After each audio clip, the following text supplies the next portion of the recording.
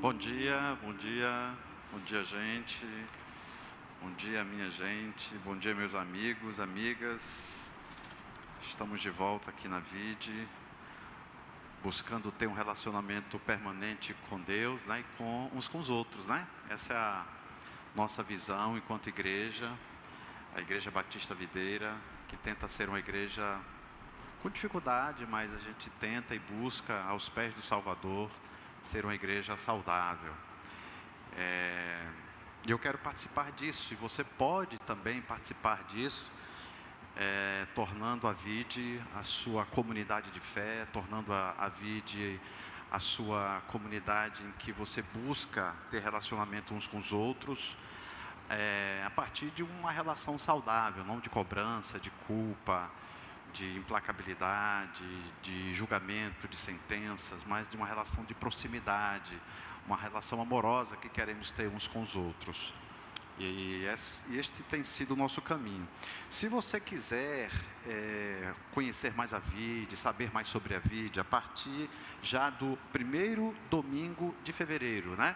Primeiro domingo de fevereiro, nós estaremos aqui às 9 horas para os passos que você precisa saber sobre a Vide, que a gente chama o quê? ID, né?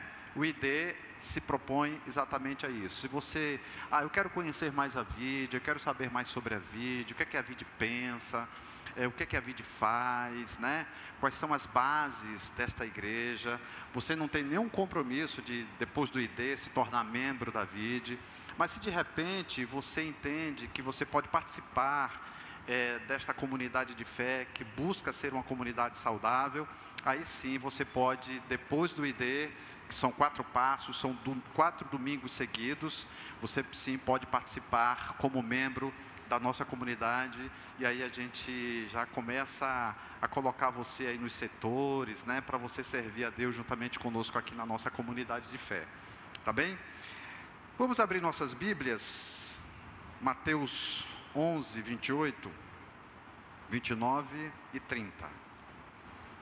Nós iniciamos o nosso percurso sobre descanso. Tem sido um desafio para mim também. Eu vou falar aqui para vocês o que seria descanso. Porque por mais que a gente fale da importância do descanso, por mais que a gente entenda que o descanso seja algo saudável e precisa ser algo que precisamos considerar como prioridade na nossa vida, muitos de nós não reservamos tempo para o descanso. E tornamos a vida uma vida a cada dia mais acelerada na mudança de comportamento, acelerada na mudança de pensamento, né, de valores, princípios. E aí, se a gente pegar essa jornada aí da sociedade, a gente vai começar a ir muito longe, e muito longe de nós mesmos, muito longe da nossa comunidade, muito longe principalmente do Deus que nos sustenta, que nos propõe o descanso. E aí a gente, quando começa a pensar sobre isso, eu especialmente, essa semana foi de trabalho, de elaboração de projetos, enfim. E aí eu me deparei, caramba, será que eu estou conseguindo descansar? E aí domingo eu venho aqui falar sobre descanso. É desafiador. Eu sempre, quando eu me coloco aqui, eu me coloco como um dos integrantes da própria mensagem que prego. Porque eu não me proponho a me colocar no lugar de perfeição do lugar que eu ensino, mas no lugar de um eterno aprendiz como discípulo de Jesus. Então, nós não trabalhamos aqui, inclusive, a instalação de culpa. A nossa comunidade é uma comunidade que a gente tenta compreender esse Jesus, saindo da religiosidade, para que você possa ter uma relação saudável com Ele, primeiramente. E o lugar de descanso que esse próprio Jesus, em Mateus 11, 28, 29 e 30, propõe, oferece, apresenta para nós, é um descanso que talvez você nunca tenha experimentado, ou se experimentou, você foi lá, visitou e depois saiu. Você foi lá, bebeu um pouco da fonte e depois se distanciou. Ou de repente você ainda continua bebendo e descansando e desfrutando desse Jesus que se propõe a nos proporcionar descanso. Mateus 11:28 diz o seguinte: venham a mim todos vocês que estão cansados e sobrecarregados, e eu lhes darei descanso.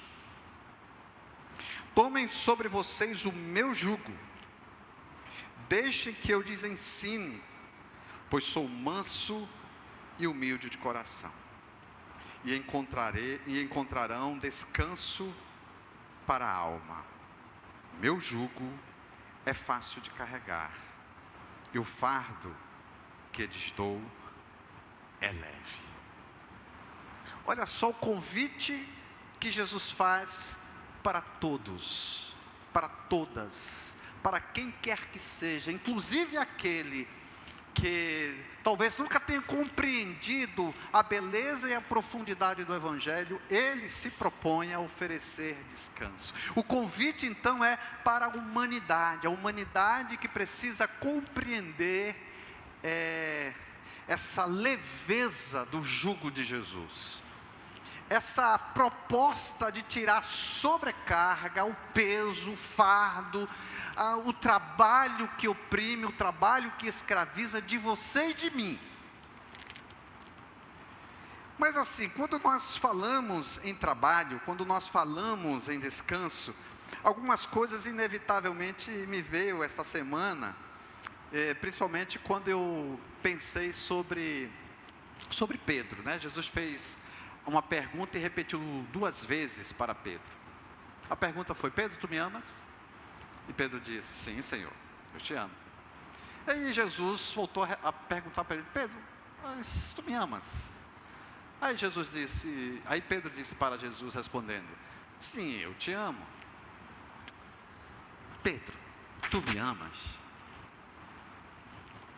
E Pedro disse: Senhor, tu sabes que eu te amo. Aí eu fiquei pensando nesse texto, né? Aí eu fiz um trocadilho com esse texto, dizendo assim: Jesus perguntando para mim: Valmir, tu descansa? Eu descanso. Valmir, tu descansas? Eu descanso. Valmir, tu descansas? Tu sabes, Senhor, que eu não descanso.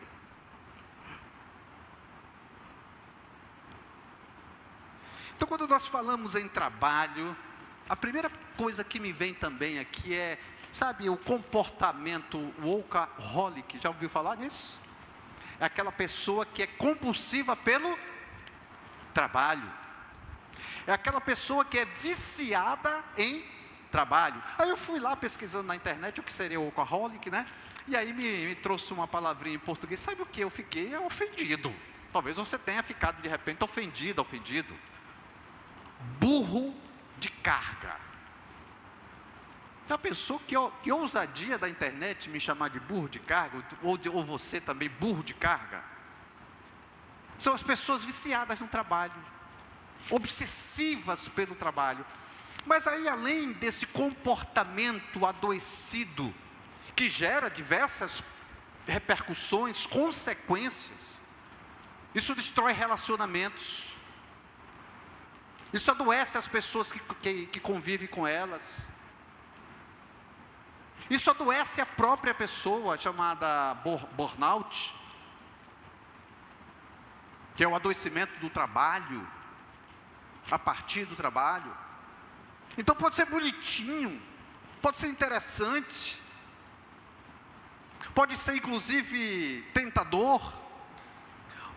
A pessoa que de repente tem um comportamento workaholic, pode dizer assim: caramba, eu sou um cara ocupado, eu não tenho muito tempo, porque eu sou um cara ocupado. Isso parece que virou um rótulo positivo,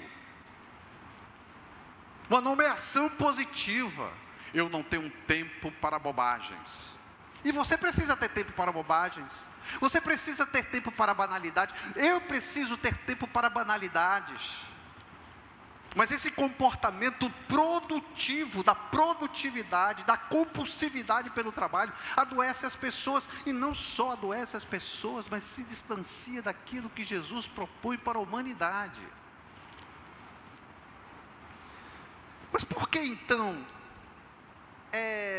de repente seja tão difícil descansar? O que é que você entende então? Porque seja tão difícil você descansar. Apesar de entender que, segundo os especialistas do sono, você precisa descansar 8 horas. Mas as 8 horas precisam ser, por exemplo, sono profundo. Se você pegar 8 horas e dividir por 8, eu vou dormir 1 hora aqui, e trabalhar um pouquinho, depois dormir 1 hora, descansar um pouquinho, e assim sucessivamente. Isso não é descanso, porque não existe o relaxamento. Então as pessoas de repente trabalham porque se sentem inseguras no trabalho. Caramba, a qualquer hora eu posso ser demitido, a qualquer hora o patrão pode me demitir, pode me mandar embora. Então eu preciso trabalhar, eu preciso produzir, eu preciso mostrar o quanto eu sou importante para a empresa, e portanto eu preciso me dedicar permanentemente. Essa linha divisória, como eu falei domingo passado, entre trabalho e casa não existe. Eu levo o trabalho para casa, a casa se tornou a extensão do meu trabalho. E aí vamos, em nome da insegurança do trabalho. Mas não só a insegurança do trabalho, talvez a ganância do capital, da necessidade de acumular. O que é que eu vou deixar para os meus filhos? O que é que eu vou deixar para a minha geração? Como eu vou viver amanhã? Com a aposentadoria do governo, não dá, não consigo. E aí você começa a se movimentar dia a dia no trabalho. Mas também tem a tecnologia, né, gente? A tecnologia que faz com que hoje ficou chique o home office. Eu não estou dizendo que seja ruim.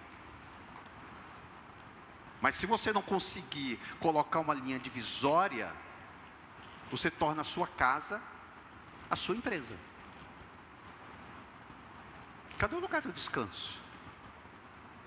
O home office que é no seu quarto, perto da sua cama, perto do lugar de tranquilidade e de descanso. Então precisa ter cuidado nesses limites bonitinhos de pronúncias do home office. Eu sei que alguns aqui trabalham, né, Hugo? Eu trabalho também home office, às vezes eu faço atendimento online em casa. Tem a pressão psicológica também, você precisa estar satisfeito com aquilo que é positivo, tá? Satisfeito com aquilo que você faz. O trabalho precisa, ou a profissão precisa fazer parte do seu desejo. É bonito isso, não é? É bonito. Mas em nome da satisfação, a satisfação pode te levar para o lugar da escravidão. Percebe só como as coisas são conduzidas, como as coisas são mexidas, a ponto de colocar você no lugar que não é seu, o lugar do trabalho permanente. O seu lugar é um lugar também de descanso. E eu não estou metendo pau no trabalho aqui. O trabalho é importante, principalmente quando se gosta do trabalho. Mas a questão é quando você mergulha no trabalho, esquecendo a necessidade, a importância do descanso. Mas eu não quero falar de trabalho, do descanso, que vocês já sabem disso, da importância de descansar. Vocês sabem disso. Eu quero falar sobre o murmúrio interno eterno, que Timothy Keller fala. O murmúrio interno eterno. E o que seria isso, gente? O que seria esse murmúrio dentro de nós? O que gera essa inquietação dentro do ser humano? O que faz com que a gente fique inquieto e a única coisa que a gente pode pensar é trabalhar? Eu disse no domingo passado, não é só você trabalhar. Opa, acabou meu expediente, eu vou para casa. Mas aí você diz assim, o que é que eu vou fazer amanhã? Poxa, eu não fiz legal isso. Sempre tem uma amanhã, né? Você não descansa com o seu trabalho. Você leva o seu trabalho para a cama. Você leva o trabalho para os seus sonhos. Você sonha com o seu trabalho. Olha só a compulsividade aí presente na vida das pessoas. E esquece que existe uma inquietação, um murmúrio, algo muito mais profundo do que um trabalho. Existe o trabalho por trás do trabalho. É o trabalho por trás do trabalho. E o que seria o trabalho por trás do trabalho? Não sei se vocês assistiram Rocky Balboa. Durante a pandemia eu assisti, acho que 4 ou 5. Todos os Rocky Balboa eu assisti. Eu peguei Covid, então eu aproveitei, mandei ver no Rocky Balboa. Eu gosto dessas besteiras. E no primeiro filme de Rocky Balboa, ele disse assim, que ele iria lutar, porque ele iria provar que ele não era um vagabundo. Sabe qual foi a frase dele? Ele disse assim: eu quero que todos saibam que eu não sou um vagabundo. Olha o murmúrio interno. Eu preciso provar para o outro o meu valor. Eu preciso provar para o outro que eu sou importante. Eu preciso provar para o outro que eu não sou qualquer um. Eu preciso provar para o outro que eu não sou vagabundo, que eu não sou preguiçoso. Eu preciso provar para o outro que eu sou inteligente, que eu tenho conhecimento. Então não é só o trabalho, são as vozes internas que faz com que você se torne um escravo do trabalho. Não é o seu só movimento aqui com o corpo, pensando o que você vai fazer com o seu trabalho. É o vazio que existe dentro de você, para que te mova na direção do outro, para que eu preciso provar para o meu marido que eu amo, eu preciso provar para a minha esposa que eu a amo, eu preciso provar para os meus filhos que eu amo, eu preciso fazer alguma coisa sempre para os meus filhos, eu preciso fazer sempre isso, sempre, sempre, sempre, e isso é escravizador. Eu preciso provar para o outro quem eu sou. Mas às vezes, não só esse movimento, eu preciso provar para mim mesmo o meu valor. Isso é tão difícil quanto. Eu vou provar para mim mesmo. Sabe uma coisa que acontece? Eu tenho esses pecados, né?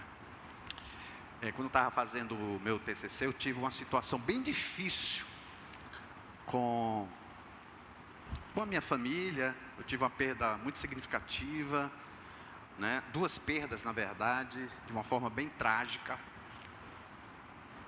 E aí caramba, cara, no final do curso e aconteceu tudo isso, eu tendo que escrever, tendo que estudar. E aí eu falei com a professora, ela soube, e ela disse assim: Valmir, fica tranquilo, faz do jeito que você puder fazer.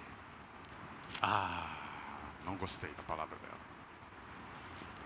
Do jeito que eu puder fazer, eu não faço qualquer coisa. Eu vou provar para a professora que eu vou fazer um trabalho excelente. Passei por cima das minhas emoções, não houve o respeito dos meus sentimentos. Eu preciso provar quem eu sou. Eu preciso falar para mim mesmo a minha importância. Eu sou capaz, eu posso todas as coisas naquele que me fortalece. E aí eu me lasco muitas vezes com esse texto. O murmúrio interno eterno. O que faz com que você se movimente para a vida? Olha a minha pergunta. O que te motiva? Qual a energia? Qual a força que te move para a vida? Não estou dizendo que o autocuidado não seja importante. Aliás, nós precisamos ter o autocuidado.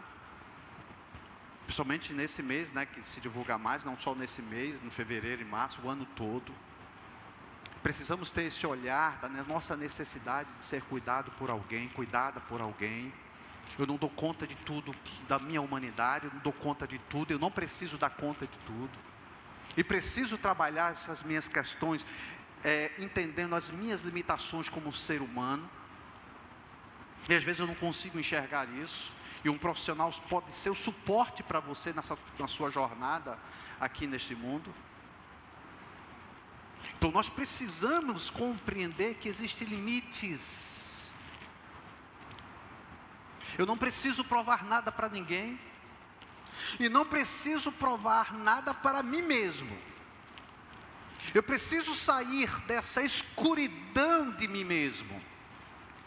Eu preciso sair deste lugar em que eu só encontro a mim, mergulhando nesta minha necessidade de provar para mim mesmo e também para o outro. Então, quando a Bíblia fala em descanso, o que a Bíblia ensina sobre descanso? O que a Bíblia fala sobre descanso? O que a palavra de Deus nos orienta sobre descanso? E aí você vai pegar lá o livro de Gênesis, no capítulo 1, abra aí a sua Bíblia. Versículo 9, versículo 10. Gênesis capítulo 1, versículo 10. Gênesis 1, 10. Eu não vou ler todos os textos, tá? Vou ler só o finalzinho. Começou a obra da criação. Deus começou a criar várias coisas. Deus começou a dar cor ao caos. Deus começou a trazer luz para o caos. E todas as vezes que Ele criava, todas as vezes que Ele trazia luz para o caos, todas as vezes que Ele, da forma criativa de Deus, dava um novo sentido a este mundo. No versículo 9, 10 ele diz assim: e viu Deus que era bom. No versículo 12, e a terra produziu erva. No final do texto, e viu Deus que era bom. No versículo 18, e para governar o dia e a noite, no final ele disse, e viu Deus que era bom. No versículo 21, e Deus criou as grandes baleias. No final, e viu Deus que era bom. Versículo 28, e fez Deus as bestas férias da terra conforme a sua espécie. E no final, o que é que ele diz? E viu Deus que era bom. No versículo 31, e viu Deus que tudo quanto tinha feito, e eis que era muito bom. E foi tarde e manhã, o dia sexto, e no sétimo ele descansou. Viu só? Como isso foi se dando, como isso foi se apresentando, e viu Deus que era bom, e viu Deus que era bom, e viu Deus que era bom, e viu Deus que era bom, e viu Deus que era bom, e no final, depois de ter feito tudo, ele disse o quê? E viu Deus que era muito bom. Nós precisamos olhar a vida como Deus olhou a sua obra de criação e viu Deus que era muito bom. Porque Ele morreu a vida que nós deveríamos morrer. E Ele viveu a vida que nós deveríamos viver. Este é o caminho de Jesus.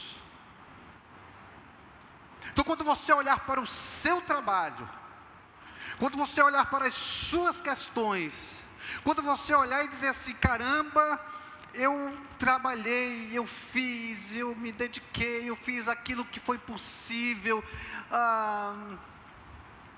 foi bom, cara. O que seria isso? Quando Deus descansou, Deus não tem necessidade de descansar. O que a palavra descanso fala sobre a obra da criação? É olhar assim, Deus viu que estava completamente satisfeito. é a satisfação completa. Quando Deus fez a obra da criação, Ele disse: eu estou muito satisfeito. Isso é descansar. E viu Deus que era bom. Isso é descansar. É ficar satisfeito com aquilo que foi possível fazer. É ficar satisfeito com aquilo que foi possível realizar. É ficar satisfeito ou muito satisfeito com aquilo que foi possível executar. Mas nós fazemos na nossa vida um anacronismo. O que seria isso? É pegar um fato da história do passado e querer interpretá-lo no presente. Do tipo assim, você olha para o seu passado e diz: caramba, olha só o meu passado. Olha só o que aconteceu comigo. Olha só o que eu fiz. Olha só o que eu não consegui fazer. E as pessoas levam o passado como uma carga muito grande. Por isso que Jesus disse: vinde a mim todos vós que estáis cansados e sobrecarregados. Sobrecarga é uma carga além da sua capacidade de carregar, porque o fardo de Jesus é leve, o seu jugo é suave. Você percebe isso? Chegou no final do dia, a sua relação com a sua esposa, a sua relação com o seu filho, a sua relação com o trabalho, a sua relação com seus amigos, a sua relação com Deus, você chega com Ele e diz assim: Senhor, foi aquilo que foi possível, e eu estou satisfeito com isso. E aí quando você de repente faz alguma coisa que você entende que foi algo que agrediu o caráter de Deus, a pessoa de Deus, você chega com Ele: Senhor, olha, pisei na bola, foi mal, usa a linguagem que você quiser, me perdoa, desculpa, poxa Deus, me ajuda, de vez em quando eu faço isso. E aí Deus fala assim para você: ó, tudo bem, está perdoado, segue. E você sai dessa relação o quê? Muito satisfeito, porque Deus é um Deus perdoador. E o passado, bolha de sabão, que se forma, estoura. É esse descanso que eu estou falando. É o descanso da satisfação. É o descanso de você falar assim no final do dia: e poxa Deus, muito obrigado por tudo, mas tem um amanhã. Não tem amanhã. Amanhã vai ter, com a graça de Deus. Mas aquilo que foi possível fazer hoje, aqui e agora, você fez. O amanhã pertence a quem? A mim? Então eu preciso aprender a descansar no Senhor. Agora abra a sua Bíblia aí no capítulo 12 do livro de Mateus. Mateus 12, deixa eu pegar aqui minha versão aqui mesmo.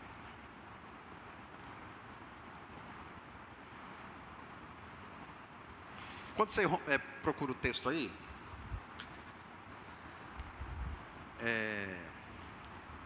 uma pessoa chegou comigo essa semana e disse assim: poxa, eu estou muito triste, eu queria que você me ajudasse a trabalhar essas questões comigo. E a pessoa disse: olha, eu fiz algo, preparei algo assim fantástico, algo muito bom. Eu investi dinheiro no espaço, na decoração, na alimentação, no clima. Puxa, eu fiz tudo isso para receber A, B, C. E no final, ninguém olhou e disse assim: nossa, está muito bonito isso aqui. Ninguém chegou comigo e disse assim: nossa, muito obrigado, estava tudo muito gostoso, estava uma delícia. Nossa, essa decoração aqui estava simplesmente fantástica.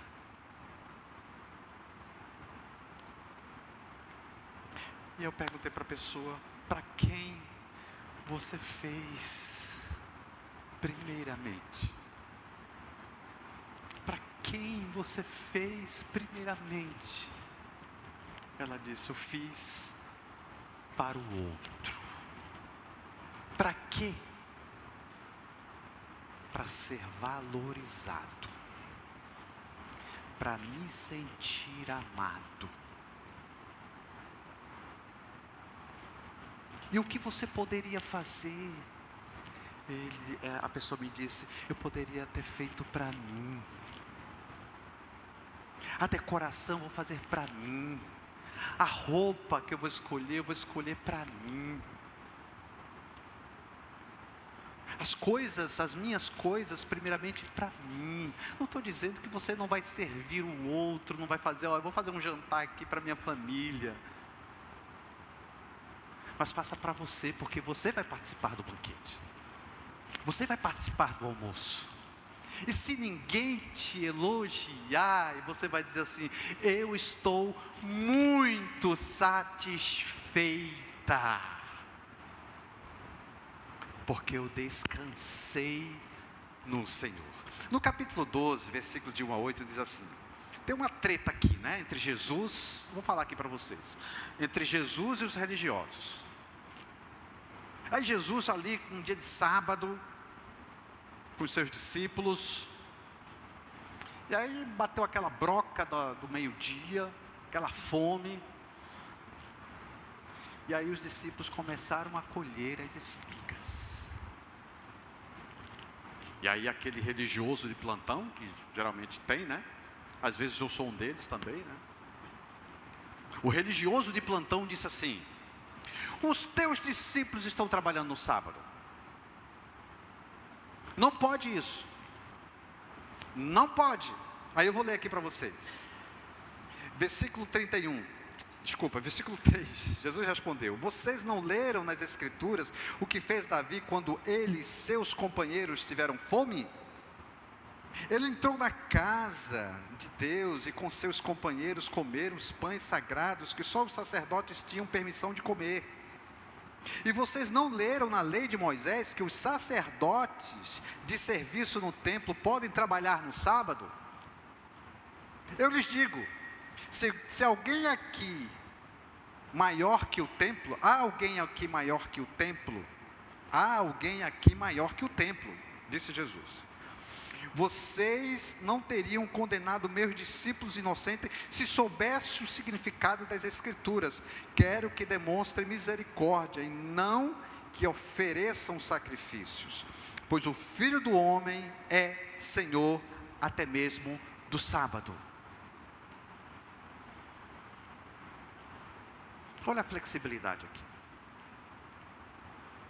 Você pode comer no sábado? Pode. Pode faltar o culto do domingo? Pode. Não pode sempre. Não tem problema.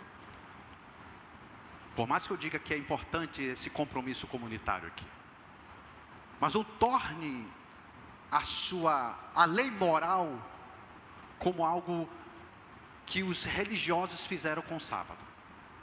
Não pode. Isso é uma lei moral. Não pode descumprir isso aqui. E aí quem estava falando para eles? E por isso que eles ficaram furiosos, quando Jesus disse assim: eu sou o Senhor do sábado. O que significa isso? Shabat. Eu sou o Senhor do descanso. Eles ficaram furiosos. E essa fúria toda foi para onde? No sacrifício e morte de Jesus. E aí, eles validaram o Senhor do descanso com o sacrifício e com a morte de Jesus. Como? Você está bem lembrado, estamos aí próximo à Páscoa, acho que é abril, Páscoa, março, não sei. Sempre muda isso, né? E aí, eles crucificaram Jesus. Perto ali da morte de Jesus, Jesus fala uma palavra muito importante. Ele disse: está consumado, está pago, está completamente pago.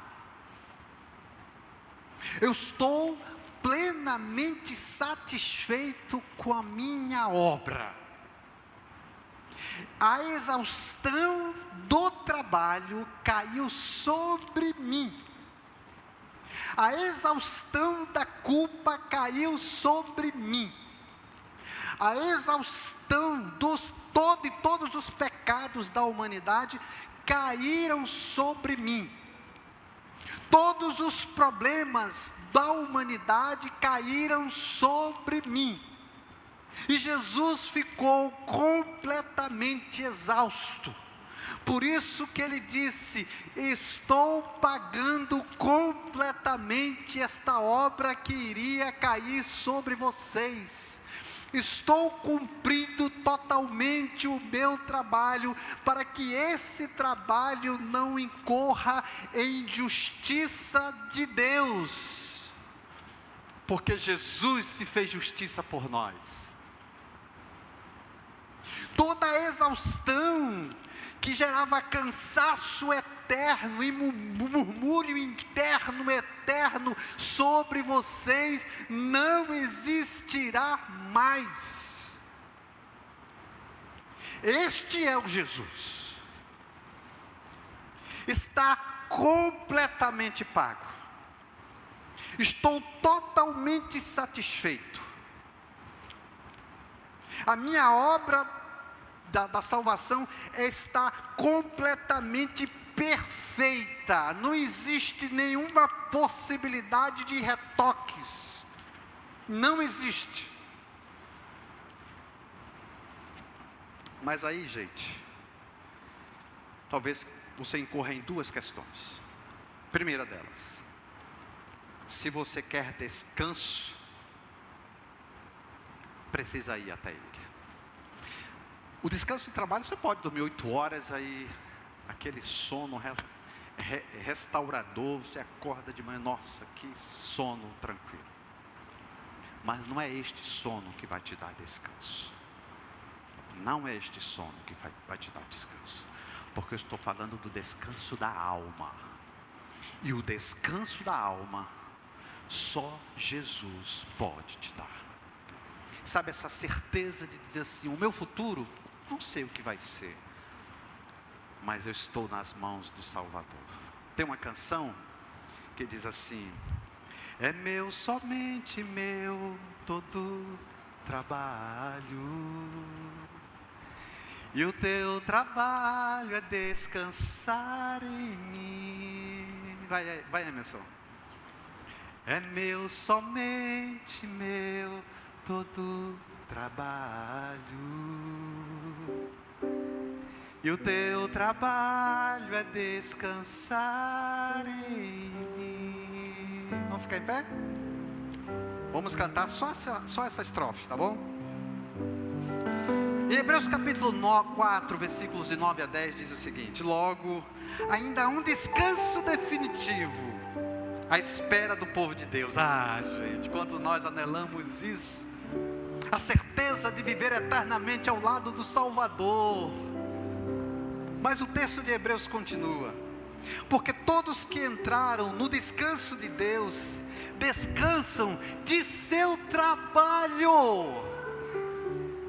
Todos aqueles que descansaram no Senhor, inevitavelmente descansam do trabalho. E se você pensa que já foi até Ele e ainda não tem descanso, é porque você não sabe aquilo que tem. Saiba aquilo que tem, porque aquilo que nós temos é insubstituível. Não dá para colocar nenhuma coisa no lugar. Não dá para colocar e substituir nada.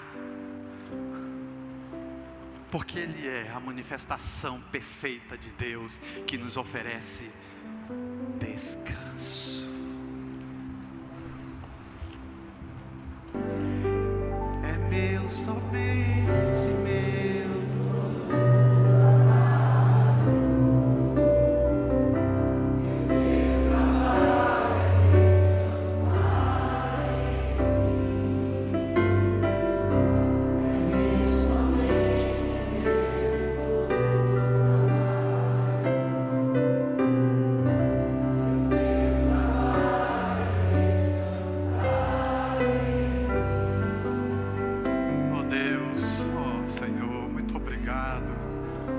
obrigado porque Tu nos ensina, Tu nos adverte, Tu nos mostra de uma forma tão amorosa o caminho que precisamos trilhar. E sabemos que nós não estamos sozinhos, estamos contigo nesse trabalho. Mas muitas vezes somos seduzidos por tantas coisas e às vezes a gente se perde no trabalho, a gente se perde nessa jornada. Senhor, tem misericórdia de nós. Que possamos, Pai, entender definitivamente, e não apenas entender, mas viver completamente, que o que temos na verdade, que é o Senhor morando em nossas vidas, é insubstituível, e só o Senhor pode nos dar o descanso para esta vida, em nome